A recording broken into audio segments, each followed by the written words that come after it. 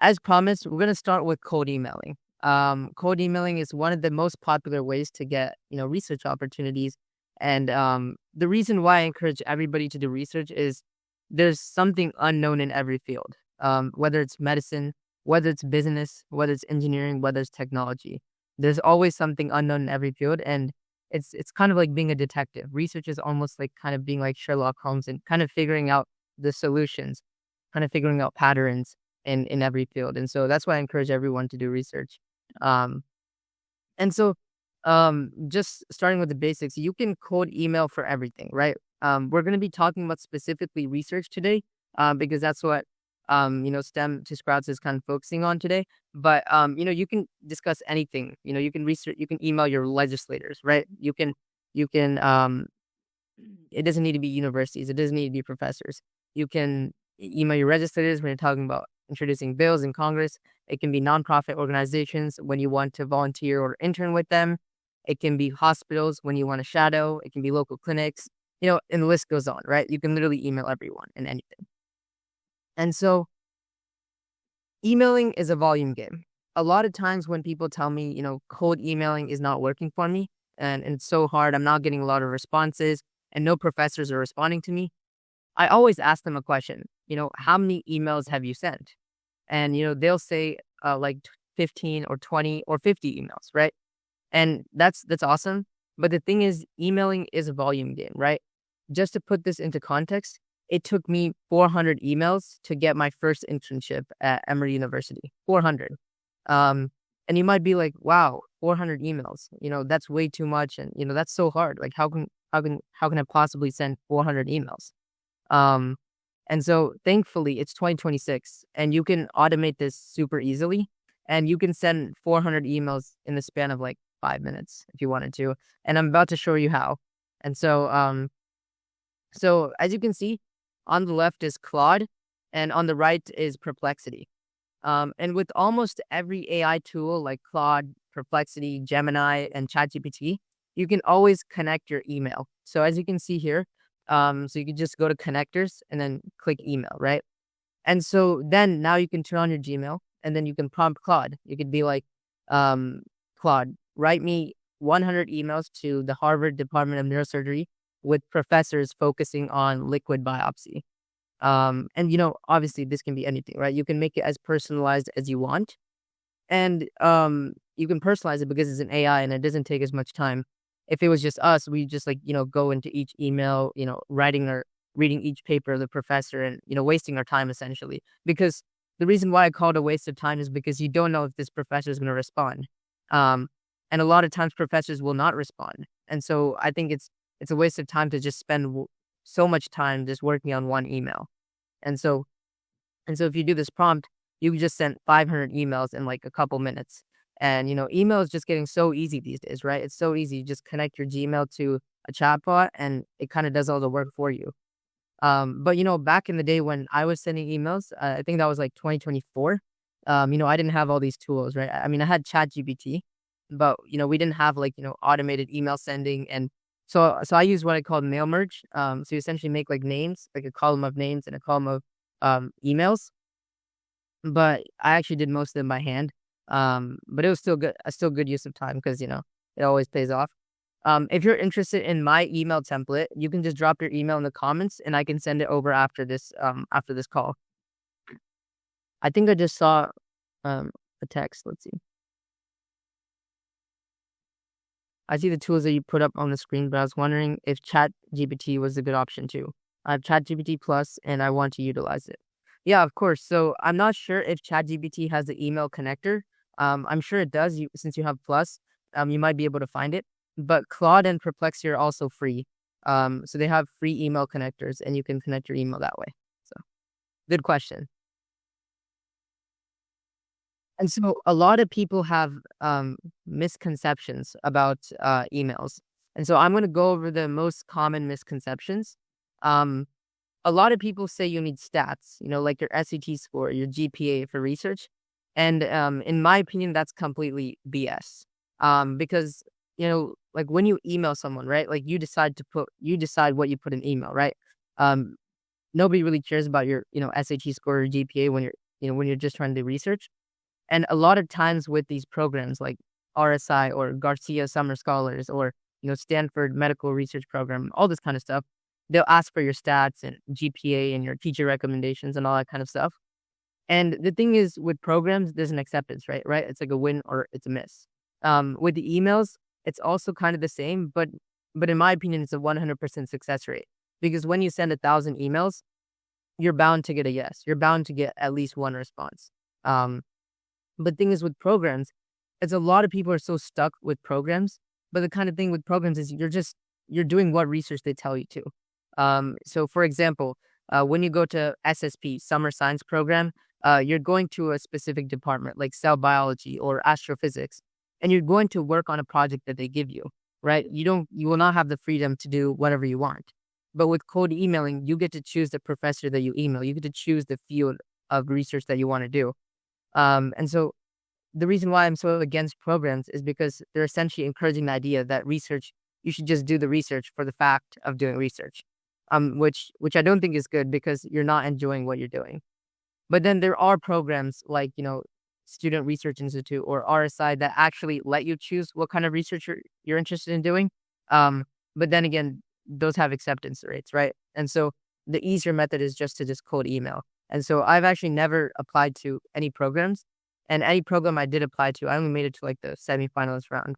And so, as you can see here, I'm still doing great research without doing programs. And so, now let's move on to the second misconception, which is professor availability. A lot of people think that, is it like a thing where like people accept me or people won't do this? Like, that's really, not how research works, right? A lot of people ask me, is there a time that I should email them? Is it like 4 p.m.? Is it the summer? Is there like certain programs? And so none of that is true. It's with research, it's like, is the professor available? Do they have space in their lab? And do they need help? Right? All the things, like I said, all these factors of time, summer, GPA, SAT, none of this actually matters. And so obviously previous research experience would be nice whenever you email them. But at the end of the day, it's all about if the professor sees your email, does he or she need help and all that kind of stuff. So the third misconception is that a lot of people hesitate to email outside of their local area. Like on my first cold email, I emailed like the Princeton Department of Neuroscience, I think, on the first day. Because it's all about the work that they're doing, right? With research, it's about what you enjoy researching, like I said before. And for example, if nobody at Emory is researching liquid biopsies, then why are you emailing, right? You should be emailing professors about, what you're interested in. And so, because we're going to have fun doing it. So for example, I joined a lung cancer lab at MGH, Harvard, and I'm doing remote work for them. And so another misconception is remote versus in person. A lot of people think you can't do remote work, and they often ask me like, how are you doing research at Harvard when you live in Atlanta, right? And so you can do a lot of remote work. A lot of work is like, data analysis, writing manuscripts, and you don't need to be in person for that kind of stuff, right? Sometimes I do go in person on like the holidays, but even then it's not a requirement. So all I'm saying is that the possibilities are limitless, right? Don't feel any kind of, misconceptions about stats, programs, professor availability, all this kind of stuff. I've been to the lab at Emory a couple times. And so remote research is definitely possible and in-person research is also definitely possible. And some universities will have restrictions with like, minors and stuff like that. But usually with remote research, there's no restrictions. And the fourth misconception is experience. It's like, oh, I don't have enough experience with Python or I don't have enough experience with machine learning.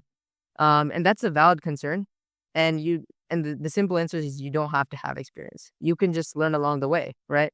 Like, for example, let's say you learn Python. Let's say you learn machine learning. In these days, you're going to just be using Claude Code and just to make things faster, right? There's no point of, learning the concepts in depth. And another use case is like, let's say you're like, oh, I have no idea what he's talking about, neurosurgery and stuff like that. Then you'll learn. Professors, when they agree to be your mentor, they'll give you learning space as well. And so you'll have space to learn, you'll have space to do all that. So don't worry about experience. Because the question I like to ask is, would you rather just stop everything because you don't have experience? Or would you rather learn along the way? Because learning along the way is by far the best way of learning. It's called learning by doing. So, yeah. And an example of this is the professor that I was doing research with at Emory. He uses a specific software like Deep Lab Cut. And I had no idea what this software is, right? And I had no idea that he would be using the software. And I could have never predicted that he would be using it. And so there's no point of just learning unnecessary stuff and waiting till you have experience, because all the stuff you learn might be useless because you won't even be using it, right? So you never know what the professor is going to be doing. And, I would never predicted that the researcher is going to be using Deep Lab Cut. So does that make sense? Awesome. So after the email, this is the last part of kind of cold emailing. And this is one of the most important parts as well. So after the email, that's when you know it's almost a yes, because they'll respond and be like, hey, I want to get on a call with you. I want to learn more about your experience, learn more about why you're interested in my lab. And this is kind of your place to shine, right? You want to do research on what you want to do research on, like, their papers. You want to do research on their previous work. And this is the part that confuses people. You really wanted to personalize it to them, right? You want to read about the research. You want to read papers that are about them. And you can tell them like, hey, I like the work you're doing, and do you have any availability on this specific project? And it tells them, that you know what you're doing a little bit, and that you could talk about your experience and stuff like that. And so, yeah. And then after that, you just start doing research, and you'll kind of just go in the flow and start mentoring other people as well. And so, that's like the first way of getting research. That's what a lot of YouTubers will talk about, cold emailing. A lot of people on Instagram will talk about cold emailing. But there's a hidden second way of getting research that nobody talks about. And it's conferences. We went over cold emailing, right? But the second one is actually conferences. A lot of people think, like, the biggest misconception with this is going that you need a poster, you need a presentation, you need a professor, you need to pay for these conferences. But that's not true. Like, let's say there's a conference. Usually, in my free time, I'll just search up conferences near me in Atlanta, right? And I'll find so many conferences, right? And sometimes the registration is free. Sometimes the registration is free. Sometimes it's $10. Sometimes it's $25. And a lot of people tell me, like, there's no undergraduate option. There's no high school option. Just do the medical student one. Like, right? Who's stopping you? And so the amount of conferences, the amount of leverage that you can get at conferences is insane, because it's in person, right? You could just go up to the researchers and be like, hey, the work you're doing is so cool. Can I join? How can I help? Right? And so, one conference experience I fondly remember is the Congress of Neurological Surgeons. And so I essentially just like talk to as many people as possible, because usually after sessions or posters, I'll just go up to people and talk to them. And, that's kind of the best way to do things, right? And so I got like 50 research opportunities, and, I had to pick and choose essentially, right? And that's a good problem to have, right? Like, so many people, so many opportunities are coming at you, and you have to like essentially pick and choose. So I think, in my opinion, conferences are better than cold emailing, but I think you should do both, right? I think you should do both to essentially maximize your output. But if you're in a big city like Atlanta, New York City, there's going to be like conferences happening every day. So, yeah. So that's the hidden second way. And we went over all the two ways of getting research. And the next thing I'm going to be talking about is scaling. Scaling yourself and scaling what you're doing. And so, what does it mean to scale? It literally just means to make something bigger. It's really simple. And this will make more sense in a couple minutes. So I'll just talk a little bit about my book. So my book, like Trinica said, is called Fasten Your Seatbelt, We're Changing the World. And my book is all about the flight PSA movement. And I'll just give you an example right now of the flight PSA. A 16-year-old Soneesh outdoors it does sport to raise awareness and make a quick announcement. Sure that lung cancer is the leading cause of cancer that got the United States, but it doesn't have to need this to early detect cancer lung cancer speak. So if you know anyone over the age of 50 who has a history of smoking, please tell them to talk to their doctor about lung cancer spread today. Yeah, sorry if the audio is a little noisy on that one, but essentially this is like me giving an announcement on an airplane about lung cancer screening. And so what I call this is a minimal viable action. It's an MVA. And you might have heard of this term, minimal viable product, MVP, which is more for like startups and kind of like the business world. And so in my opinion, A minimal viable action is something that you can do in like 30 seconds. Like, for example, this flight announcement was literally just 30 seconds, and I just went back to my seat after that. Anywhere from 30 seconds to an hour, right? And you make that one minimal viable action into a huge movement, right? And so I made this like one flight announcement into like a huge movement, essentially. And so the book talks about everything, right? The book talks about research, policy, conferences, and literally everything you need to know to essentially become a big name in your field, like lung cancer for me, or for you, it could be like immunology or, whatever, right? And so that's just a little bit about our book. And so I'm going to be talking about scaling, and I'm going to be giving you a couple examples. So the first example is a hackathon. So you start with a minimal viable product, right? If you know how a hackathon works, is you kind of just make an app and kind of present about it once you're done. And so most people would make an app, and that's their minimal viable product. And then you can essentially make that app into a startup, right? If you think kind of like long term. And between all that is going to be scaling, right? Like you from taking an MVP to a startup, there's so much scaling that goes involved. And that's what we're going to be talking about today. So scaling yourself, number one, we'll be talking about personal branding, becoming an influencer, or essentially a big name in your field, and also scaling any initiatives you're working on. So the first thing I'll be talking about is scaling yourself and scaling activities. So I'm going to give you a few examples of my activities and how I scaled them so that you can adapt these ideas to your own life. So let's see. So lung cancer awareness is kind of how I built my brand, right? I built my entire brand around lung cancer awareness and the kind of flight PSA movement, right? And you saw how I scaled it, right? I started a podcast about lung cancer awareness. I wrote a book about lung cancer awareness. I started posting on LinkedIn about lung cancer awareness. And there's so many easy ways to scale, right? Like, for example, look at this podcast, The Surgeon Soneesh Show. Starting a podcast on Buzzsprout takes about 5 to 10 minutes. And that's instant credibility, right? Because when, like, for example, let's say Trinica starts a podcast about breast cancer awareness, right? Whenever someone, like one of your classmates thinks about breast cancer, you'll be like, maybe I should talk to Trinica because she has a podcast about breast cancer awareness, right? And so every time someone talks to me about, every time someone's doing like a project on lung cancer, usually they'll come to me and be like, hey, do you have any advice about, how do I like expand this and stuff like that? Because essentially like you're building influence in this field. And so the same thing works for writing a book, posting on LinkedIn and stuff like that. And yeah, I'll talk more about volunteering at clinics and stuff like that next. So there's many ways to scale a podcast. I'm going to be giving you many examples of scaling multiple things, like how I did it, and then you can think about like how you're going to do it. And so I have a podcast. It's called The Surgeon Soneesh Show. It started out as not such a great podcast, right? I had like 5-minute episodes, and it was really bad. And then I started wanting bigger and more famous guests, right? And it's really easy, but growing a podcast is hard.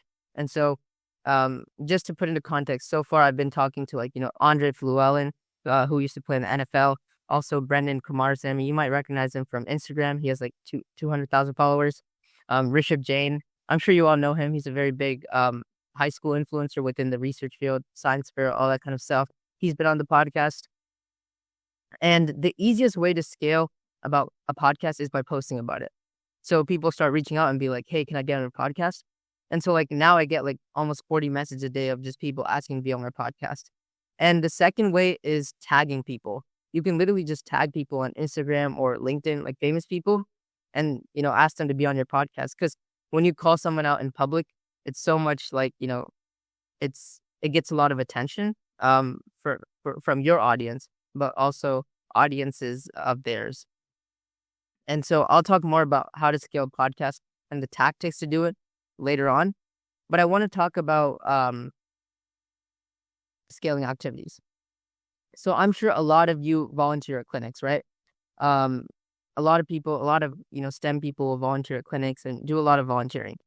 And for you, it might just look like, just volunteering at a clinic. But when you think about it from a scaling mindset, you need to think about like, for example, it could become a book, right? Just volunteering at a clinic, simply volunteering at a clinic could become a book. And this book could be titled, Memoir of a High Schooler Volunteering in a Senior Living Home, right? And let's say you volunteer in the ER, right? It could become then more of a high schooler volunteering in an ER. And the reason why this is so unique is because no one person is going to have the same experiences as you, right? And so you can also turn that same thing into a podcast. Lessons from a high schooler volunteering in a senior living home, or lessons from a high schooler volunteering in the ER. And then, you'll go to conferences about the ER, geriatric care, and you'll talk about your experiences, and you'll go to conferences and you'll write op-eds, which I'll tell you about in the next slide. And essentially, within 6 months after like the book and after the podcast, you'll already become a world-renowned health advocate in whatever field you want, just from volunteering at a clinic. And that's pretty crazy, right? And so it's all about scaling activities. And so you can scale even the simplest activities like volunteering at a clinic and lung cancer awareness. So the next thing I want to talk about is op-eds. So if you don't know what op-eds are, op-eds is opposite to the editorial. That's kind of what it stands for. But it's essentially just an opinion letter, like an opinion that you have. So for example, as you can see, I wrote about why insurance must cover home blood pressure monitors. And the reason why I say you should write op-eds and why you should have opinions is it will number one, raise your influence, but it'll also make you a big name in the field. So I'm doing this to increase my voice in my field, right? Like, I want to become a big voice in the field of healthcare policy. And whenever it comes to like things like politics or, becoming Surgeon General, these are the things that people are going to be looking for, right? And so you can do this by just searching up magazines, right? That talk about, for example, if you're interested in period poverty, there are all kinds of magazines. And they don't need to be specifically about lung cancer, but Kevin MD is a very healthcare specific magazine. And writing these will also help you with search engine optimization, or SEO. And I'll talk about that in just a second. But as you can see, like this one article that I wrote got syndicated in so many other platforms like, Twitter, Newsbreak, LinkedIn Preeclampsia Foundation, virtual healthcare staffing, Quomi, and all these kind of websites. And so it's going to increase your search and optimization because your name is showing up in so many websites and places. And the next thing I'm talking about is Google Knowledge Panels. So the thing with Google Knowledge Panels, whenever you search up like, John Cena, right? You're gonna see this panel of like all the stuff he's doing, right? You're gonna see all his LinkedIn, you're gonna see his socials, and it'll come up like a Google Knowledge Panel. So this is what you call like a Google Knowledge Panel, and you need this for search engine optimization. You essentially want your name all over the web. And the best way to do this is through podcasts, because when you publish a podcast through like Buzzsprout, it'll go to like all the platforms, right? It'll go to YouTube, iHeartRadio, Apple Music, Spotify, all those things.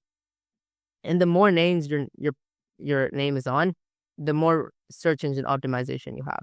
And same thing with op-eds, right? Because whenever you publish an article, it will, go to so many other places. It'll get syndicated, right? And so in all these places, that's why I said it's so good for search engine optimization. See, and the next thing we'll be talking about is scaling research. A lot of projects, a lot of people would just kind of have research projects. They'll kind of just stop there. It's kind of just a thing that they add to their resume. But the amount that you could do with one research project is insane, right? You could publish it. You can see I published an article that's called Preventive Healthcare Use Among Adults Eligible for Lung Cancer Screening in the U.S. Then I sent an email to New York Times and U.S. News saying like, hey guys, this is an insane finding. I think you guys should cover it, and I think this would be really helpful to your audience. And so it got published, right? Now it's on the New York Times, and now it's on the U.S. News. And that's one way to scale research, because if you think about it, the public doesn't actually read research papers. The way to get research from awareness to action is by publishing it in news outlets like the New York Times and the U.S. News, where people actually read that stuff, right? Because nobody's going to go up and, go to like the Journal of the American Medical Association, actually read it, because that's just not what the public does. And the next way to scale research is by going to conferences and submitting it for awards. If you have an award for your research, or your research is presented at a conference, that means more people know about it, right? Automatically. And that's just naturally how it works. Because I was a Regeneron Scholar, more people know about lung cancer screening research. And obviously the awards will help with your personal brand, your portfolio as well. But the awards are actually for the research, right? Like the award isn't for me. It's for helping lung cancer get seen, and it's for lung cancer awareness. And I'm also been talking about scaling books. So that's another example. A lot of people ask me, how do I write my book? How do you become a bestseller? How do you become a number one new release? And that's essentially through scaling and marketing. A lot of people actually, a lot of high schoolers actually write books, and it kind of just stays on Amazon and never goes anywhere, right? And one thing you could start doing is like a tour. That's what I did. So I just started a tour. I was just like, hey, I'm gonna, take my book to as many schools and as many places as possible. And this is one of them, right? Like I'm speaking at places about my book, and so it's kind of like a world tour, if you will. And so like kind of like singing with artists and stuff like that. And this is really easy because you can just email organizations like change making organizations or advocacy organizations and be like, hey, I have a book I want to talk about, and I think this would be really helpful for your audience. And so I started a world tour and started going on these talks and just talking about my book and talking to high schools about them. And you can also partner with nonprofit organizations. I partnered with my own nonprofit called Change a Vision, where we donate books to inmates, and now I'm donating my book to juvenile detention centers. So people under the 18, and they kind of, need motivation, right? And so I think my book will kind of serve as like a journey that could inspire them, and so that they can, use these elements to add to their own journey. And it's kind of like a guide. And the last example is scaling your personal brand. You can scale anything, right? I'm saying all these, ways of scaling just to show you that you can literally scale anything. And I started scaling my personal brand by obviously just posting a lot on LinkedIn. And the best way to scale LinkedIn is just by posting a lot. When you scale on one platform, all the other platforms are then going to get credibility and follow. So a lot of times when people search me up on LinkedIn, they'll also search up my Instagram or vice versa. And they'll search me up on Instagram after seeing my LinkedIn.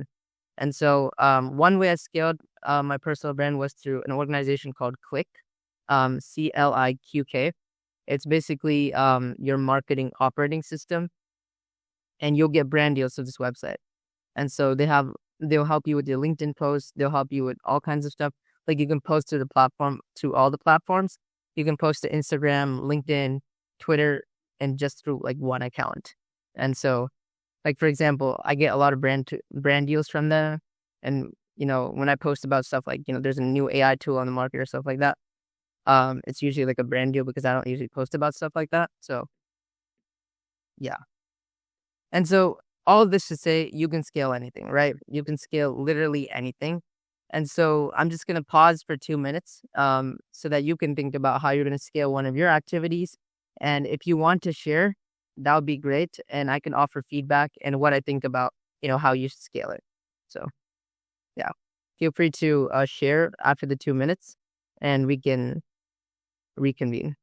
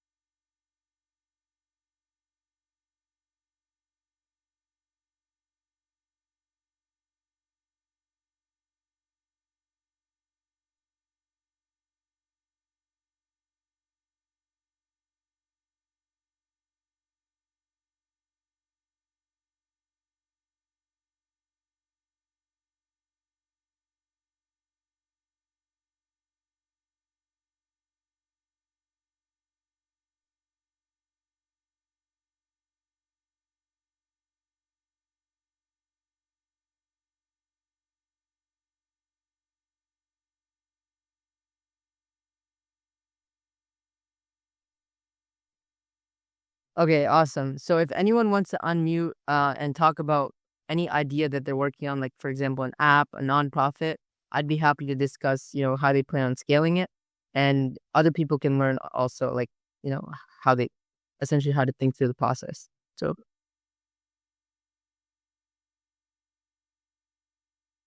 okay.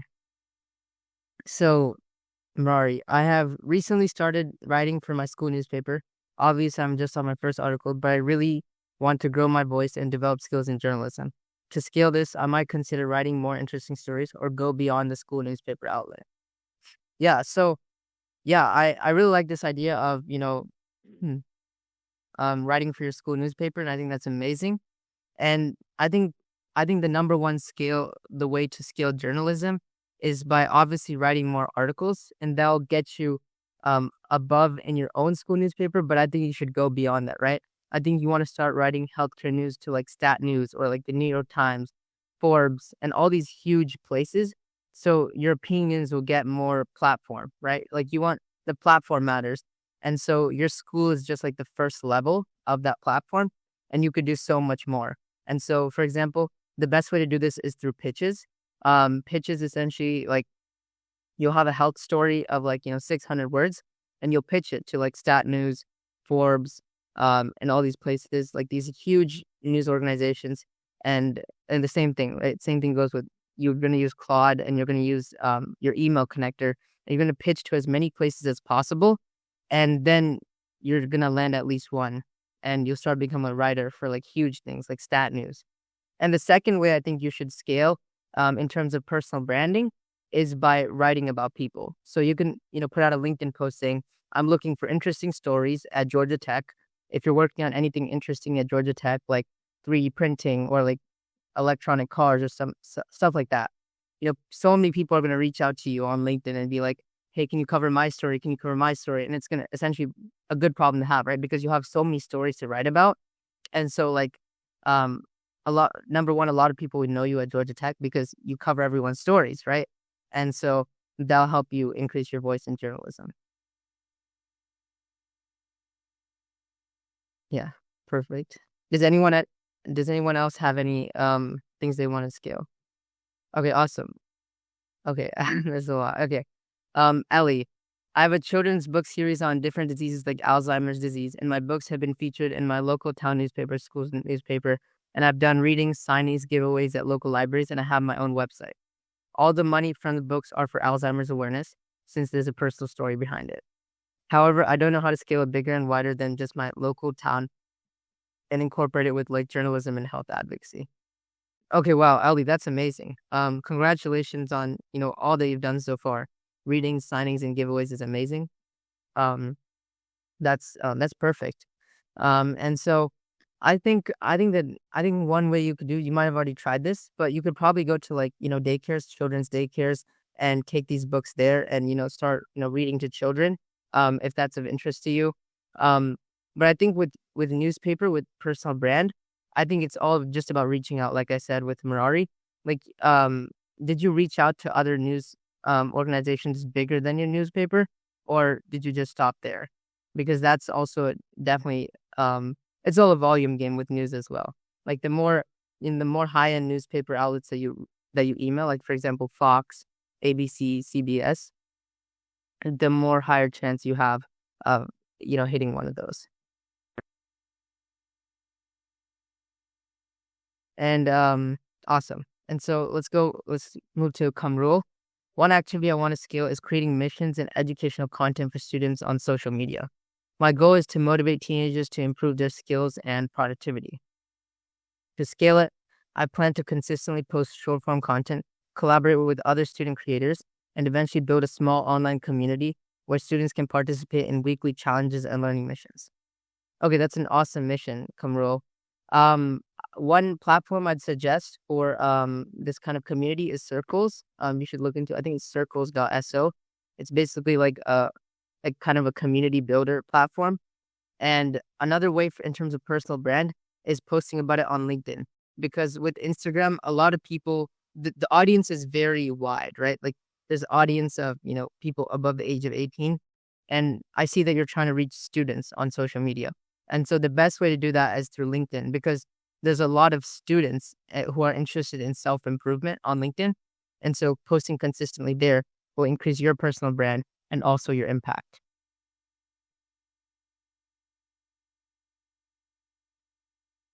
Awesome. So if anyone has any more, please leave them in the chat and we can go over them after the talk. So, I think there was one more above Kamul. Hari. I don't know if you did it already.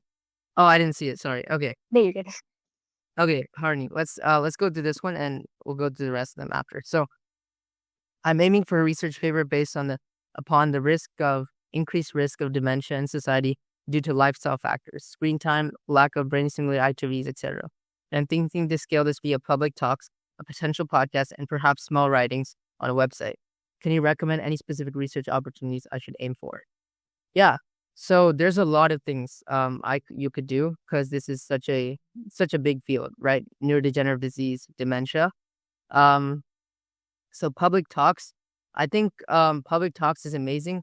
Once you have like the podcast, so podcasts would definitely be like, I'd say, like one of the first things that you could do, because starting a podcast on Buzzsprout takes like 5 to 10 minutes, and small writings on a website, I also think that's really good. So there's two things I use. So I use LinkedIn newsletter.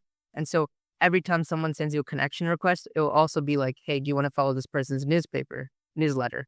And so that'll be a really good way to essentially kind of tie in your personal brand with your newsletter. And another newsletter you could use is Substack. That's also a really good newsletter outlet to do small writings about it. And in terms of research opportunities, I don't know any off the top of my head for dementia. That would just be something you have to, research online and see which professors are doing groundbreaking work in neurodegenerative disease and dementia. And I personally, I would look into new biomarkers for every disease. One biomarker I'm exploring for lung cancer is cough sounds. And there's also voice for Parkinson's. And so I think you should look into new biomarkers for dementia. And I think that would be really, really impactful. Okay, awesome. Okay, let's do Emma like right before I start again. Okay, perfect. Emma, hi. I have one more year before I graduate, and I'm looking to start a health organization that will get global recognition. Can you give me tips on how to do so? Yeah, of course.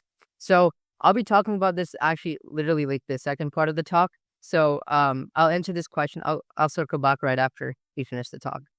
And I'll get to you, Tanish, after the talk as well. So sure. Okay, awesome. So now we're going to be talking about scaling what you're working on, part 2, essentially. The quote I like to use for this is think unrealistically to achieve the unrealistic. Because if you're just thinking small, right? Like you have to be thinking like Emma, right? You have to be thinking like global recognition and stuff like that. And so if you think unrealistically, then you're going to achieve the unrealistic. So I think the one of the best ways to do this with any organization, like for example, Emma, you're looking to get global recognition for your organization, right? Reaching out to influencers is a really powerful way to do this.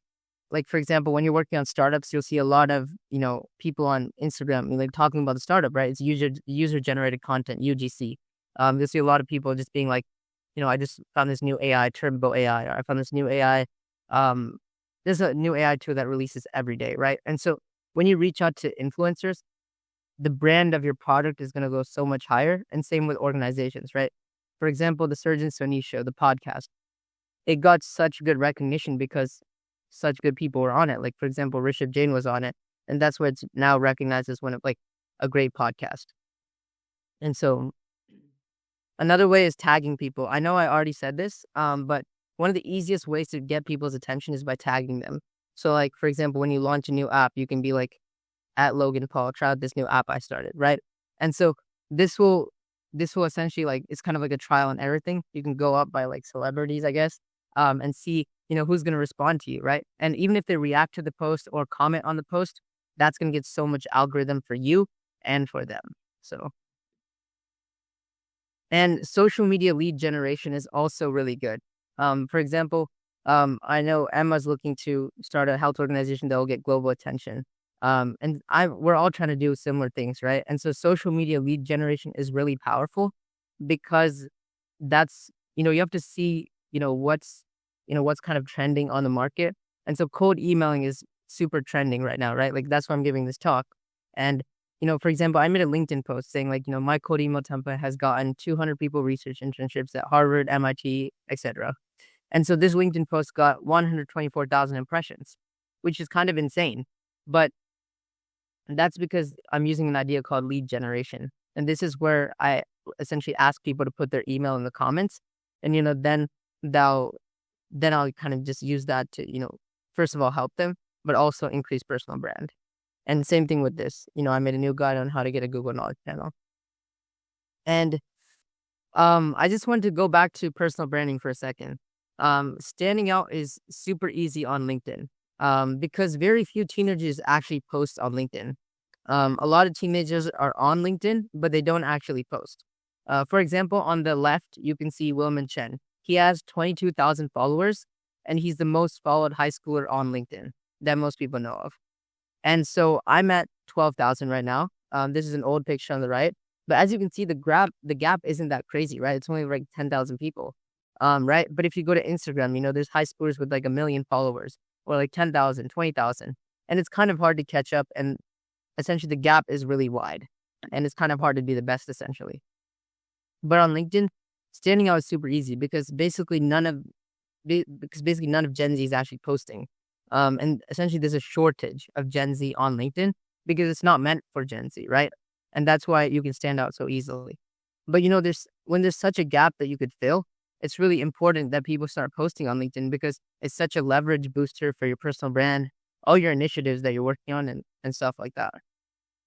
And there's a big difference between people who have personal brands and people that don't. Like, let's say I didn't have a personal brand and let's say I did have a personal brand, like these two sides. There's a big difference between me starting an initiative with the personal brand and without one because I already have an audience when I'm building a personal brand. And so automatically get my first 100 volunteers in like 24 hours because I already have an audience, right? And so to get volunteers, to get an audience, to get funding, to get, global recognition, a personal brand is really, really important, especially if you want, things to go faster. And it's also just more aura to put it into like Gen Z terms. It's a lot of aura. So if that's going to convince you, then that's what that is. And so you might be asking yourself, like, what should I talk about? What should I post about? Nobody knows what to post about. And so usually people post about building in public. So you can see, for example, on the left, Roy Lee, he started posting about Cluely, which is the startup that he started. And same with Neil on the right. And so you kind of build your brand around your initiative. So his initiative was Cluely, his project or startup, whatever. And so Emma, you should, kind of build your personal brand around the health organization. Like I built my personal brand around lung cancer awareness. And so whatever initiative or project that you're trying to focus on, you should build your personal brand around that. And even though it stops, you can restart and you can build your personal brand on something else. And, that's kind of how I blew up with lung cancer screening and stuff like that. Awesome.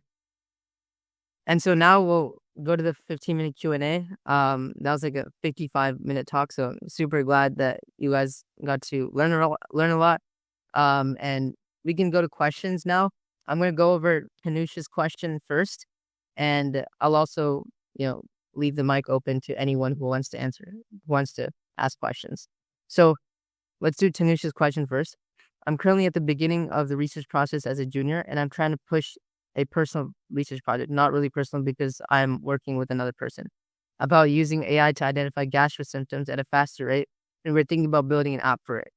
We registered for a research symposium at Sigma Psi and want to find other opportunities to extend their project. Yeah, awesome. So what kind of stage are you at with the app? So actually launching an app is something I'm focusing on as well. And if you have a novel methodology for what you're trying to do, I would definitely recommend filing for a provisional patent because number one, that will secure your invention, but also increase credibility for your app.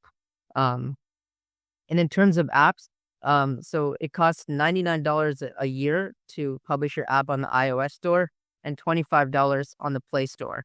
And so it's pretty simple. The review process takes like 1 to 3 days. So I think, finishing out the app would be the number one thing you can do. And then getting on the App Store and marketing that way, saying like, high schoolers got their app on the App Store. That's one way to essentially push marketing. And so the goal here is to use AI to identify gastro symptoms, right? And so essentially the more people on the app, the better, because the more people on the app, the more lives you're impacting, right? And so the best way to do this is user generated content again. You can have people, talk about your app. You can have influencers talk about your app. You can reach out to influencers and be like, hey man, I started a new app. I think I'd love for you to try it out. And, you can give them a free subscription or something like that. And yeah, and you could just, I don't know many, app showcase conferences off the top of my head, but I'm sure there's so many research conferences, so many things that would be interesting in displaying your app. So Congressional App Challenge is one of them as well. So there's just unlimited possibilities, and I just suggest you to think like outside the box. So Uh, any other? I actually, well, this is a bit to the news. I had a lot of like gastrointestinal problems going up, so this is something that I was interested in. So, I mean, do you think I could talk to you about it later? I mean, definitely something I'm interested in. I'm just like in a senior state, like I'm senior right now, so it's a bit into the like focusing on college, but it's something I'm interested in. Yeah, random, Awesome. but Awesome. Yeah. So let's go to Kamrul's question. I'm currently a grade 10 student. So my question is, what advice would you give to high school students who want to start contributing to healthcare research early? Awesome. Yeah, Kamrul. So I think the number one thing you should start doing is number one, going to conferences if you have any in your area, because then you'll be able to talk to the experts in your field. And number two is start cold emailing, right? There's no experience you need for cold emailing. There's no, grade level. You can even cold email as an eighth grader, right? Um, it doesn't matter what you're cold emailing for. And so this is just going to help you get experience. And one thing I like to do is I just put aside 1 hour of my day to just read research papers about lung cancer. So this will essentially like like essentially like expand my knowledge in lung cancer. And so I definitely suggest you to just like go to a really popular healthcare journal like Journal of the American Medical Association or Lancet or New England Journal of Medicine and just start reading. And so that'll definitely trigger a bunch of research ideas in your head. Okay, awesome.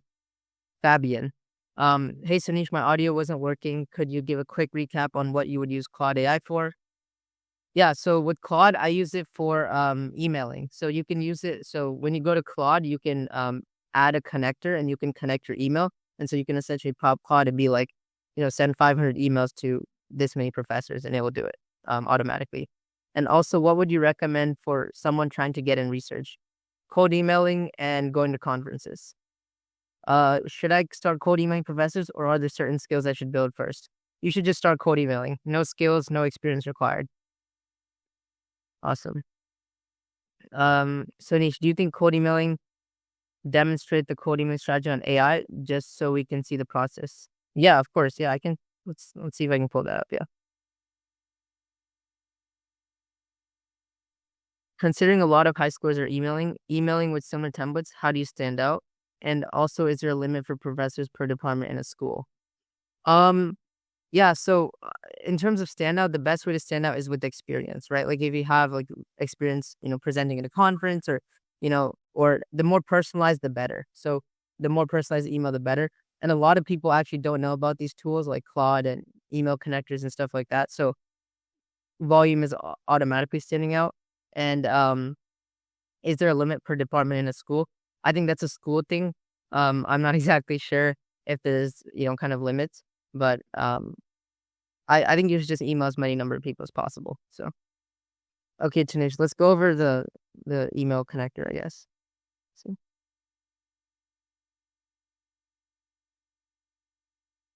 awesome. I'm gonna share my screen just a second. If anyone has any other questions, feel free to put in the chat or unmute.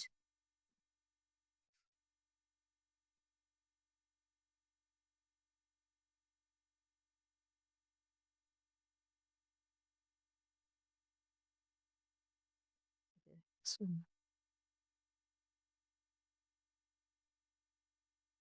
here's just a quick demo of, how I do it. Like, you would just be like, obviously you want to personalize it more, right? Like, but I'm just going to show you this for just for kicks and giggles, like for as an example. So once you connect your email, it'll already be like inside Claude. So you can just do this. And it'll just take a second. But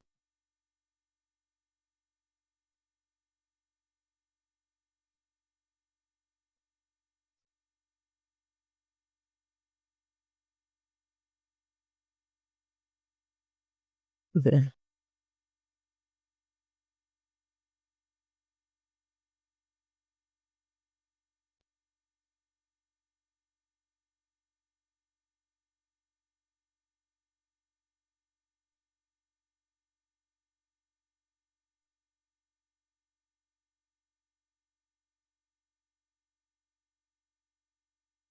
So like Claude just asked me questions like just so he can find. So now it's gonna find MJ's neurosurgery faculty and draft the email and see it's going to the website and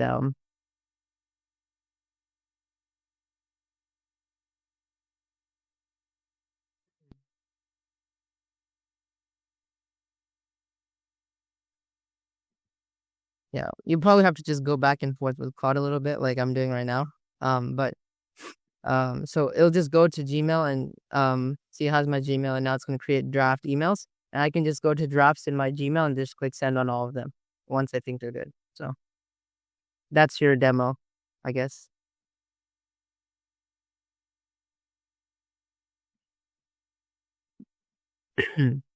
Awesome. Viksha, me and a friend had pitched an idea about using AI detection to detect early symptoms of diseases because bringing technology seems to be a bit easier and accessible. But currently, it is on a very broad level given from any feedback from the organization. Are there suggestions on this to make it more approachable to real world and find more ways to get ideas that would help build onto this idea? Yeah, so Viksha, I think I've seen a lot of these apps. So I think finding one niche, like for example, Tanush's niche was gastrointestinal products, and my niche is lung cancer, finding lung cancer early. So I built an app that was essentially uses your cough to see if you have lung cancer risk. And so I think definitely first finding like a specific niche for your product, right? So this can be anything you're interested in. It could be in like, heart disease, finding heart disease early.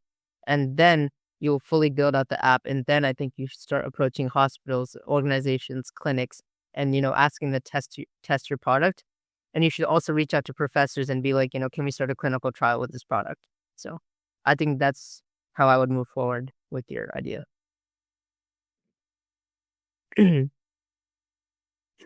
Yes, I will. Yes, I could share my email templates if emails are in the chat. Yeah, I'll send them right after this call.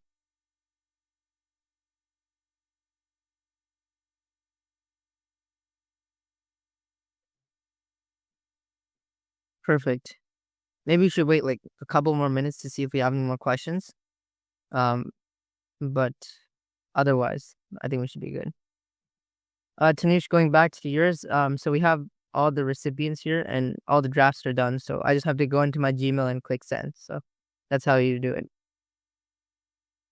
And that's how easy it is, just to show how easy cold emailing is in 2026.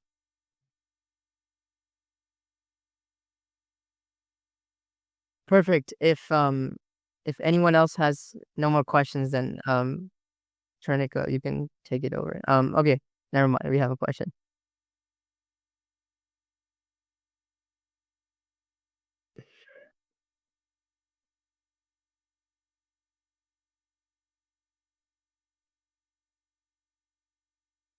I'm currently making a brain-heart interface AI chip at NYU. Congratulations. And I want to build it out more on and expand the knowledge about it. Any suggestions and also bring my personal brand in that as well.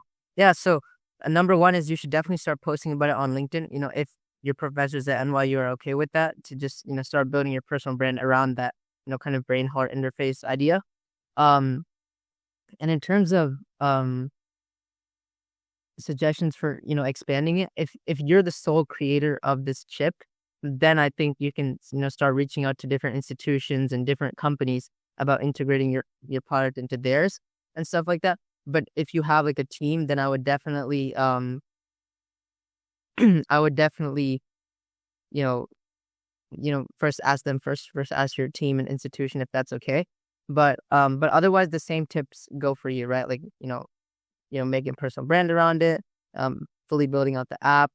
If there's an app, kind of collective with it. But the chip sounds amazing. I think it has, I'm not exactly sure how chips and stuff work, but I think just reaching out to professors, getting it in clinical trials, getting it into research is the best way to move forward on it. And with any innovation, I think engineering innovation, doing research and writing a paper about it is really important so that hmm, so that you can um, just essentially have more people know about it. Um, yes, Tanushi was the free version. And Fabian, why would a professor let you do research with them if you have no experience? Would they not just see you as extra work?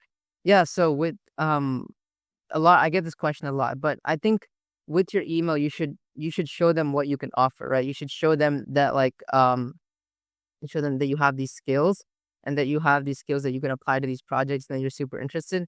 And a lot of professors are just really nice, right? They'll have people in their lab, and there's always a need for people to, get more people with their work. And so that's just kind of how it is, and you just have to rely on that factor.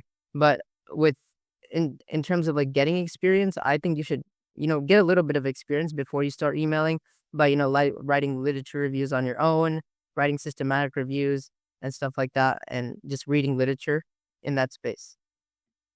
Naman, how many code emails have you sent to professors? I've sent around 500, maybe 500. But I stopped code emailing after I got like a lab that I was really, really interested in. Like, I work at a lung cancer lab at MGH, and so I'm fully committed to that lab, and so I'm not really emailing right now. Would you be open to talk about it in your podcast by chance? Yeah, I think you'd have to send a pitch for that. So you could just send me a pitch on LinkedIn, like you just talk about exactly what you're talking about. So I know, and we can go from there. How do I scale the research papers I write? Yeah, I think for this, conferences are really important. So a lot of conferences will have abstract submissions if you apply like 2 to 3 months before. And so with abstract submissions, usually there's many presentation options like poster, presentation, and all that kind of stuff. And the thing is, a lot of conferences are going to 90% of the time your abstract is going to get submitted. And this is something that conferences don't like to say, because that's their source of money, actually. Because if there was only presenters at the conference, then there'd be like zero audience. So they need people to come to the conference. And so I think submitting your abstract to like really huge conferences is going to get really big eyes on your research paper. So that's how you would scale research. And in terms of medical research, what sources are most useful worth using? Yeah, I think Perplexity is really good for research, Perplexity AI. And in terms of medical research, Open Evidence is really good as well. Open Evidence, Perplexity AI. And each of these have like deep research features. So you'll essentially get like 300 sources. And so you don't have to use Google and dig each source by hand. How time consuming are the labs we're involved in? So the time commitment kind of goes up as you move forward in the lab. So whenever I first started, I had like weekly meetings, but now I almost have like meetings every 2 to 3 days once they see your work ethic, once they see your commitment towards the lab.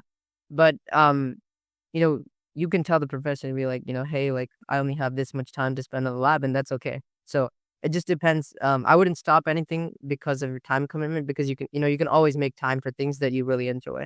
So